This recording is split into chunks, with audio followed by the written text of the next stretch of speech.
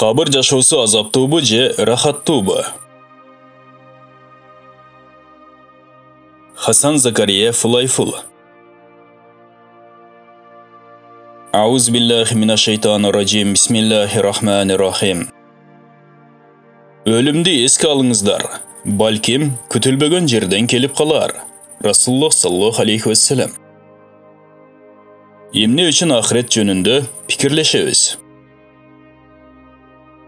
Себеби ахирет жөнүндөгү пикир адамдардын дилин жумшартат. Көпчүлүгүн бул жашоодо дүйнөгө берилүү азгырыктарынан же өзүнө зыян кылуучу жүктөрдөн куткарат.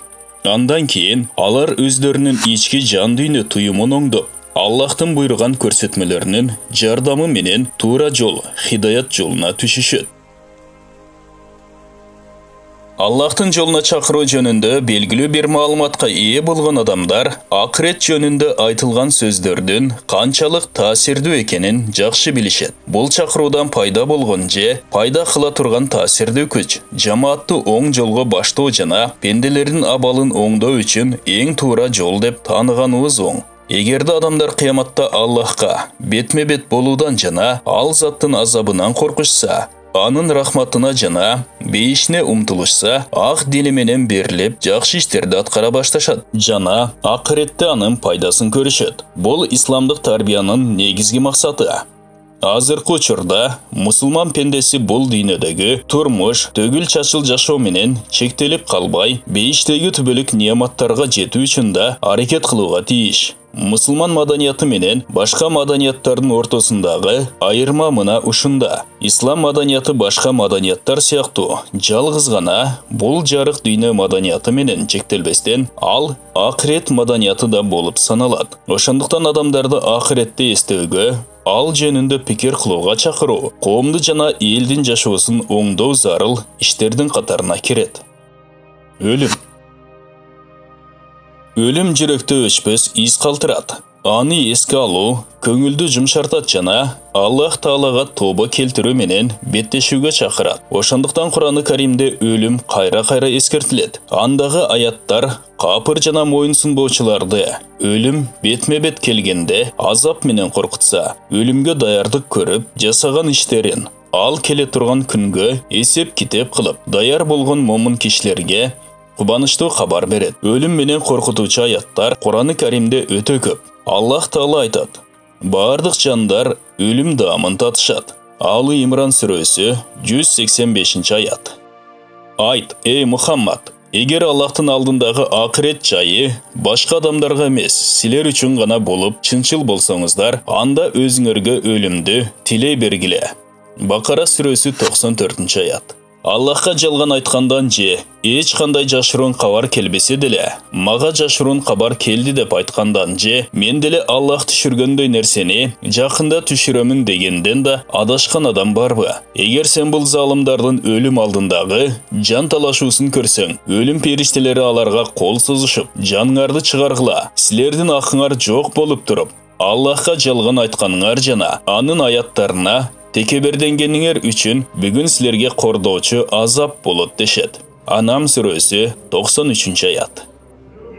Алардын бирине өлүм келген кезде ал: "О эгем, мени артка кайтара көр" деп айтат. Муминун сүрөсү 99-аят. Эй Мухаммад, аларга: эгер өлүмдөн же өлтүрүүдөн качсаңар, ал качуу силерге эч кандай пайда бербейт. Качсаңар деле турмуш жыргалчылыгынан аз эле пайдаланасыңар деп айткын.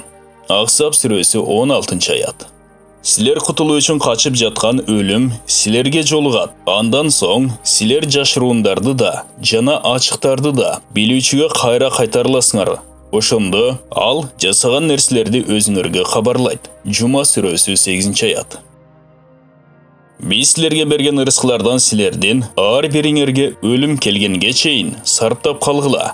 Ошондо ал: эгем, эгер менин өмүрүмдү бир аз узартсаң, мен кайрымдуулук иштерди көп кылып жакшылардан болор элем дейт. Бирок Аллах тирүү жанга өлүм маалы жеткен кезде эч качан аны кечиктирбейт. Аллах силердин эмне кылганыңардын баарысын билип турат. Мунафикун сүрөсү 10-11-аяттар. Ал өз кулдарынын үстүнөн бийлик жүргүзүүчү. Ал силердин үстүңөрдөн өзүнүн сактоочуларын жөнөтөт. Качан силердин бириңерге өлүм жеткенде, биздин элчилерибиз анын жанын алышат, кынтык кетиришпейт. Андан соң алар өздөрүнүн чыныгы эгеси Аллахка кайтарылышат. Өкүм анын гана колунда, ал эсеп жүргүзүүдө өтө тез. Анам сүрөсү 61-62 аяттар. Курандан дагы көп мисалдарды келтирүү мүмкүн. Аллах Таала өлүмдү инсан үчүн эң коркунучтуу көрүнүштө сүрөттөйт. Билингенден кийин да аларды өлүмгө айдап жаткан жана алар аны өлүмдү көргөн өңдү сени менен акыйкат жөнүндө жаңжалдашат. Анфал сүрөсү 6 аят. Ыйман келтиргендер, дагы бир сүрө түшсө дешет. Өкүмү бар сүрө түшүп, анда күрөш тууралуу эскерилсе, жүрөгүндө оорусу барлар өлүмдөн корккон көз караш менен сага караганын көрөсүң. Эң жакшысы угуп ага баш ийүү. Мухаммад сүрөсү 20 аят. Өлүмдөн коркуп өз үйлөрүнөн чыккан миңдеген адамдарды көрдүңбү? Аллах аларга өлгүлө деди. Андан кийин аларды кайра тирилтти. Чындыгында Аллах адамдарга жакшылык кылуунун ээси. Бирок адамдардын көпчүлүгү Аллахка шүгүр кылышпайт. Бакара сүрөсү 243 аят. Андан ары аларга тозок бар. Тозокто аларга ириңдүү суу ичирилет. Ал ага зордоп жуткурулат. Демек аны аргасыздан ичет. Ага ар тараптан өлүм келет, бирок ал өлө албайт. Анын артынан оор азап күтөт. Ибрахим сүрөсү 16-17 аяттар. Силер кайда болсоңор да, ал тургай бийик көтөрүлгөн коргондордун ичинде болсоңор да, өлүм силерди таап алат. Эгер аларга жакшылык жетсе, бул Аллахтан дешет. А качан аларга жамандык жетсе, бул сенден дешет. Аларга баары Аллахтан деп айт. Бул коомго эмне болгон? Сөздө такыр түшүнбөйт. Ниса сүрөсү 78 аят. Өлөр мезгилде жанды Аллах алат. Өлбөгөндөрдүн жанын уйкуда жатканда алат. Ошондой эле өлүүгө өкүм кылынгандардын жанын Аллах өз алдында алып калат да, башкалардыкын белгилүү бир мөөнөткө чейин кайра жиберет. Акыйкатта мында түшүнгөн адамдар үчүн өрнөктөр бар. Зумар сүрөсү 42 аят. Дагы өлүм пенденин башына, ал ойго болгондо да, уйкуда болгондо да келип калышы мүмкүн. Демек, уйку инсандан өлүмдү кайтара албайт. Негизинен алганда инсанды өлүмдөн сактап, асырап кала ала турган бир да абал, убакыт жана же эч бир жай, эч бир нерсе жок. Ушуларды ойлогон акылдуу инсан өлүм ар бир мүнөттө келип калуусунан сак болушу, жакшылык иштерди аткарышы, эсеп китеп кылына турган, күн келгенге чейин эсеп китеп кылуусу, таразы анын пайдасына же зыянына тартыла электе, пенде өз иш аракеттерин өлчөп көрүүсү зарыл. Аллах Таала инсанга бул дүйнө деп акыреттен кечип жибербөсүн. Себеби берилүүчү нерселер салыштырмалуу өтө аз, убактысы кыска. Акырет болсо түбөлүккө калуучу жай жана чыныгы жашоо мекени экендигин аныктап, кабардар кылат. Аларга айт, дүйнө жашоосу аз гана. Ниса сүрөсү 77 аят. Бул дүйнөдөгү жашоо оюн күлкү гана, акыреттеги анык жашоо. Эгер алар муну билген болсо, Анкабут сүрөсү 64 аят. Аларга бул дүйнө тиричилигинен бир мисал келтир. Бул дүйнө тиричилиги биз асмандан жаадырган жамгыр сыяктуу. Жамгыр жааса жердин өсүмдүктөрү бири-бирине орулушуп, кулпуруп, анан кургак үйүндүгү айланып, андан соң шамал учуруп кеткен өңдүү. Эле бир көрүнүш. Чындыгында Аллах баардык нерсеге кудуреттүү. Ках сүрөсү 45 аят.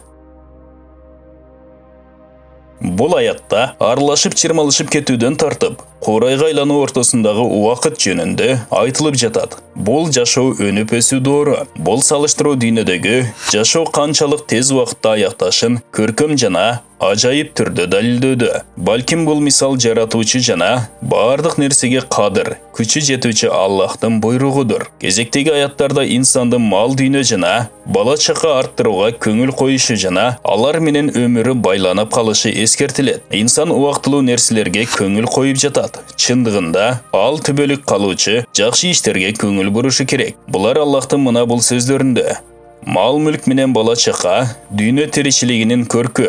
Ал эми түбөлүк кала турган жакшылыктар болсо, ийгеңдин алдында. Жакшы иштер сыйлык жагынан да, үмүт жагынан да мыкты. Ках сүрөсү 46 аят. Эми болса аяттар бири-бирине байланышып келип, төмөндөгү керемет окуяны көрсөтөт. Кыямат күнү тоолорду козгойбуз да, жердин теп-тегиз болгонун көрөсүң. Алардын баарын эч кимисин калтырбай жыйнайбыз. Алар эгесинин алдына сапка тизилип алып келинет. Аларга оболу кандай жараткан болсок, ошол кейипте жылаңаш келдиңер. Силерге убада кылынган мөөнөт берилбейт деп ойлогонсуңар деп айтылат. Ар бир адамга амал дептери коюлат. Ошондо капырлардын андан коркконун көрөсүң. Алар о азаптуу күн. Бизге кандай өкүнүч камдалган. Мына амал китепте кичинени да, чоңду да калтырбай тизмелептир дешет. Ошондо алар өздөрү жасагандарды өз алдынан табышат. Бирок эгең эч кимге адилетсиздик кылбайт. Ках сүрөсү 47-49 аяттар.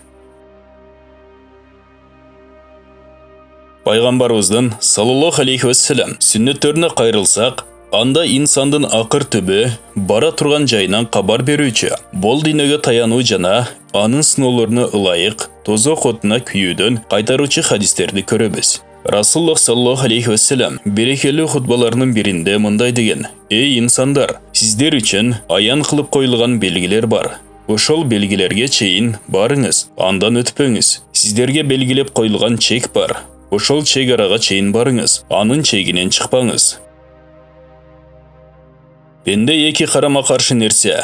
Аллах аны эмне үчүн жана эмнеге жаратканын билбей турган шашма, шашып жүрүүчү адам менен Аллах ага өкүм кылган нерсени көңүлгө албай өтө турган киши ортосунда. Пенде өз нафсисинен өзү үчүн үлгү алсын. Карабастан жаш кезинде, өлбөстөн алдын тирүү убагында жакшы иштерди аткарып калсын. Мухаммаддын жаны колунда болгон затка ант болсун. Өлүмдөн кийин тобо кабыл алынбайт жана бул дүйнөдөн кийин бейиш жана тозоктон башка жайда болбойт. Имам Байхаки риваяты.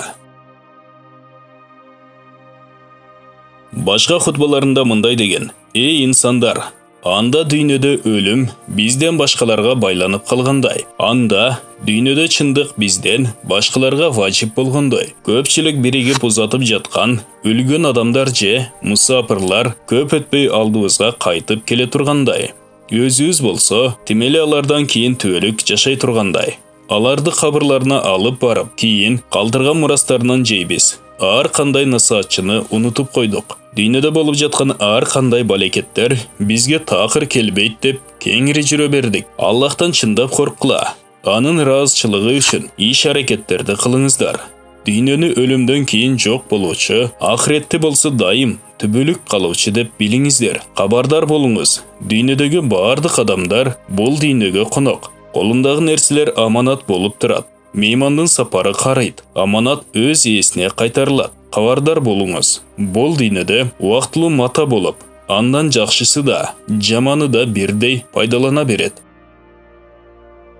Акырет болсо чын убада болгондуктан, ал күндө Кадыр падыша өкүм кылат. Өзүнүн жанына күйгөн жана кабыры үчүн даярдык көргөн кишини Аллах рахматына алсын. Bir kişi Rasulullah sallallahu aleyhi ve sellem insanların arasında ulug'rog'i kim dedi. Al zat kabırın jana anda çirip жок болушум эстен чыгарбаган. Дүйнөнүн ашыкча зыйнаттарынан баш тарткан. Бул дүйнөдөн түбөлүк акыретте бийик көргөн. Эртеңки күндү күнүм деп эсептебеген жана өзүн кабыр элинен деп билген киши деп жооп берди. Азирети Алиден эмне себептен кабырстанга коңшу болуп алдыңыз деп сураганда, ал кабырда жаткан коңшуларым эң чынчыл коңшу экен. Алар дайым тынчтыкты сакташат жана акыретти эстетип турушат деп жооп берген экен. Расулуллах саллаллаху алейхи вассалам мен кабырдан өткөн коркунучтуу жайды көргөнүм жок деген. Осман ибн Афан радиаллаху анху кабырдын жанынан өтүп калса, ыйлар эле. Ал ыйдын натыйжасында сакалдары суу болуп кетчү. Анын себебин сурашканда, мен Расулуллахтын саллаллаху алейхи вассалам кабыр акыреттин эң биринчи жайы. Эгер мейит кабырдын азабынан кутулса, калганы оңой болот. Эгерде кутула албаса, кийинкиси мындан да оор болот деп айткандарын укканмын деп жооп берген экен. Термизи жана Мажанын риваяты. Имам Мужахид айтат: адам баласына биринчи ал жаткан кабыр сүйлөйт жана мен курттардын үйүмүн. Мен жалғыздықтың мекенімен, мен сыз үймен, мен қараңғы үймен. Саға даярдап қойғандырым мына ушылар. Сен маға емнелерді даярдадың деп сұрайт мейттен. Абу Зар Гифари радиаллаху анху шорым құрой тұрған күн қайсы күн екенін айтып берейін бе деді. Адамдар, оба айтып беріңіз дешті. Анда ал, қабырға қойылып ошол жерде қалтырылған күнім деген екен. Малик ибн Динар айтады. Bir күні өліктерді көріп, алардың абалынан үлгі алайын деп, қабырстанға келдім. Қабырлардың арасында айланып жүріп, оқи баштадым. Қабырстанға керіп bir күні, қабыр еліне таштадым bir сұрау. Түрді киімдер қана, байбачылар жооп беріңіздер. Аллах бұйрығын уға арзымат, мойын сынып ляппай дегендер. Босоға кембағалдар келгенде, зекеттерді жинап бергендер. Қана. Кейін айланаға көз салдым. Қабырлар арасында Бахлюл ибн Умар олтырады. Ал асманға қарап, дуа қыла баштайды. Жерге қарап, андан өзіне насаат алады. Оң тарауына қарап, қытқылықтап күле баштайды. Сол тарауына қарап, қатты уйлап жібереді. Мен аға, ассалам алейка ей Бахлюл дедім. Алдағы, алейкиссалам деді. Емне, қабырлар арасында олтырып алдың. Маға азар бербей тұрған, жоғымда артымдан ушақ қылбай тұрған, жақшы қоғымдың алдында олтырамын деді ал.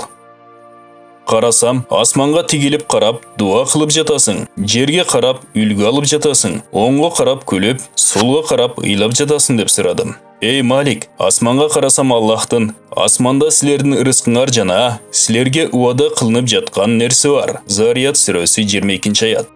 Деген сөзін естеймін. Бұл аятты ұққан адамдың дуа қылуға ақысы бар. Жерге қарасам Аллахтың, андан топырақтан сілерді жаратты. Аға қайтарауыз да, екінші рет андан қайрат шығарауыз. Тоха сүресі 55 аят. Деген сөзін естеймін. Бұл аятты ұққан адамдың андан насаат ұғуға ақысы бар. Оң тарабыма қарасам Аллах Тааланың оң қол иелері. Оң қол иелері болу қандай жақшы. Текенсіз дарақтардың арасында жеміштері үсті-үстіне үйілген банан дарағы, алар кенен жайылған көлікі астында. Дайыма ағып тұрған сусы бар, мол жеміштер. Алар түгенгіз жана тыю салынбаған. Үйді көтерілген төшектерді олтыршат. Біз аларды жаңыдан жараттық. Біз аларды қыз абалында қалтырдық. Күйесін шындап сүйген жана жаш құрақтары бірдей. Оң тарап иелері үшін оболқылардан bir топ, кейінкілерден да bir топ деген сөзін естеймін. Бұл аятты ұққан адамдардың күлуге ақысы бар. Сол тарапқа қарасам, Аллах Тааланың сол қол иелері болу қандай жаман. Алар тозоқтың ысық шамалында, қайнақ суының içinde қалышат. Қарарған түтін көлөкөде олтырышат. Салқында емес, жағымдуда емес. Вақия сүресі 27, 40, 41, 44 аяттар. Деген сөзін еске аламын.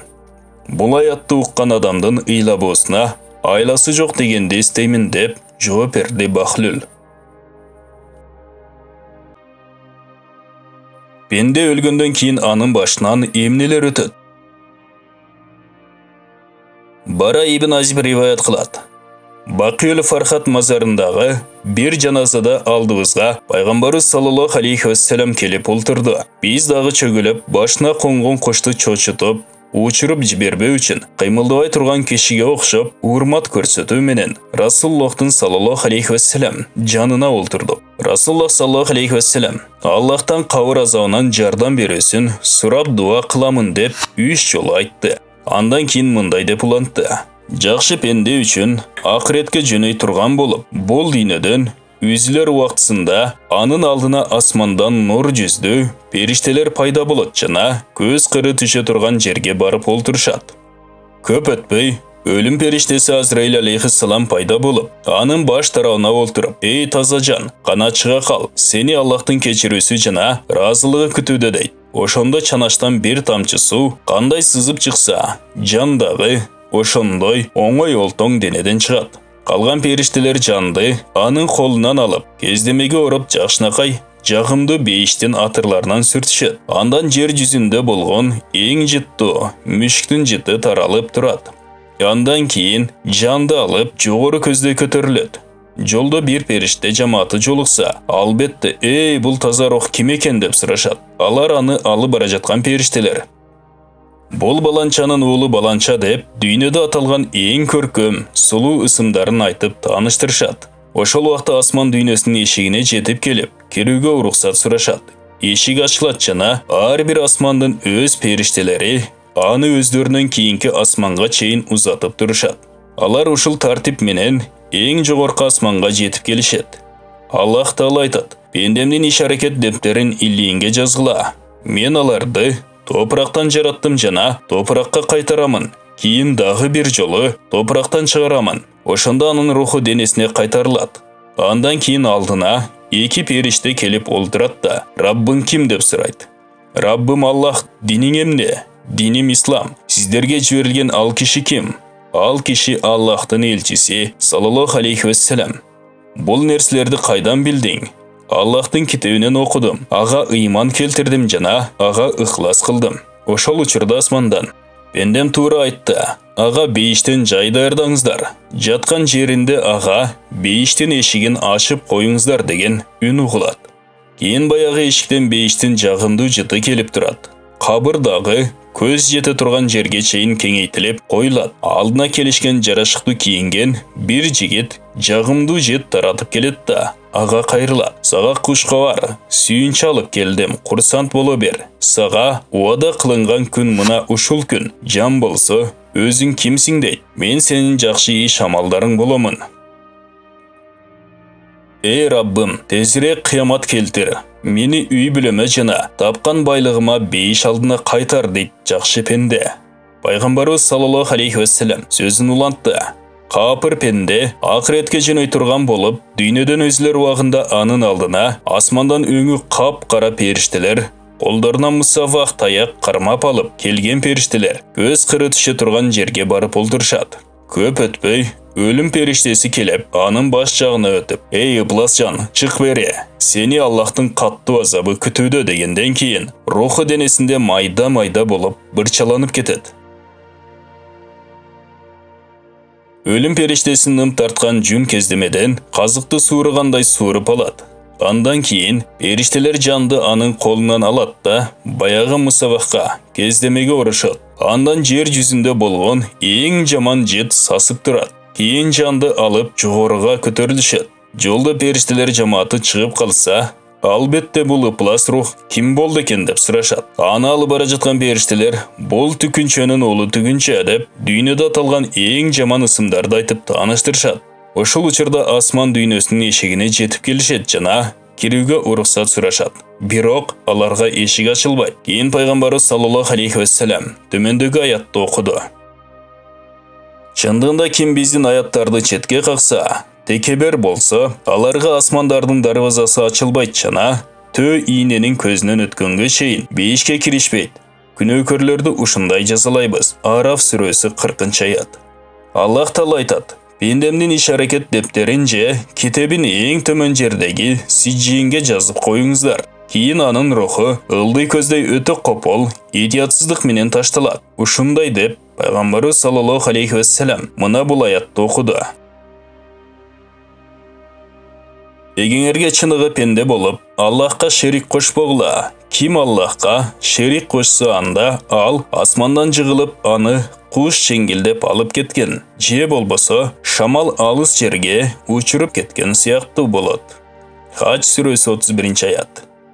Кийин анын руху денесине кайтарылат жана алдына эки периште келип, андан Раббың ким деп сурайт. Ал ой билбейм деп жооп берет. Ошол саатта пендем жалган айтты. Ага тозоктон жай даярдаңыздар жана жаткан жайында ага тозоктон бир жылчык ачып коюңуздар деген үн келет. Кийин баягы жылчыктан тозоктун жыты жана кайнак шамалы келет. Кабыры ушунчалык тар кылып коюлгандыктан кабыргалары бири-бирине аралашып кетет. Ошондон кийин анын алдына кебетеси суук бир киши сасык жыт таратып келет жана ага карап: "Шум кабар келтирдим сага, шорун кургур. Сага убада кылынган күн мына ушул күн болуучу" дейт. Ал: "Ким сен өзүң?" дейт. "Жүзүңдөн жамандык келтирүүчүгө окшойсуң" деп сурайт. "Мен сен кылган жаман иш-аракеттериңмен" дейт ал. Пенде: "Эй Раббым, кыямат кайым кыла көрбө" деп жалбырат. Кабырдагы эсеп китеп мусулман, капыр жана мунафыктардын бардыгына бирдейби? Қабырдағы есеп кітеп бардық үшін барабар. Бирок мұсылмандарға қарата Аллах Таала айтады: Аллах иман келтіргендерде бұл дүйнөдө да, тиги дүйнөдө да көркөм, жакшы сөздөргө бекем кылат. Бирок Аллахка ишенбеген залымдарды адаштырат. Аллах эмнени кааласа ошону жасайт. Ибрахим сүрөсү 27-аят. Сахих хадисте маалымдалгандай, бул аят кабырдагы азап жөнүндө же пендеден диниң эмне, пайгамбарың ким деп сурай турган убакыт жөнүндө түшүрүлгөн экен. Имам Бухарийдин риваятында капыр жана мунафыкка карата өзүң билбедиң, билгендерди да ээрчибедиң деп айтылат жана аны темир барскан менен урат. Бөбөктөргө карата мамиле тууралуу аалымдар эки түрдүү пикир айтышкан. Биринчи пикир ээлеринин айтышына караганда, бөбөктөрдөн бул дүйнөдө балакат жашына жетпей өлгөндөрү үчүн кабырда эсеп китеп алынбайт. Экинчи пикир билдирген алымдар бөбөктөрдүн акыл эсин толуктап коет. Андан кийин эсеп китепке суракка алынат деп айтылат. Мында бөбөктөрдүн акыретте суракка алынары жөнүндө көптөгөн хадистер далил болот. Балким алар акыретте эсеп китепке алынса, кабырда да эсеп китеп кылынуусуна тоскоолдук жоктур. Аллах билүүчү. Бул баян кабыр жашоосу азаптуубу же ырахаттуубу аттуу аталыштагы китептен алынып аудиолаштырылды. Урматтуу мусулман бир туугандар, биздин Ихро медиа каналыбызга катталыңыздар.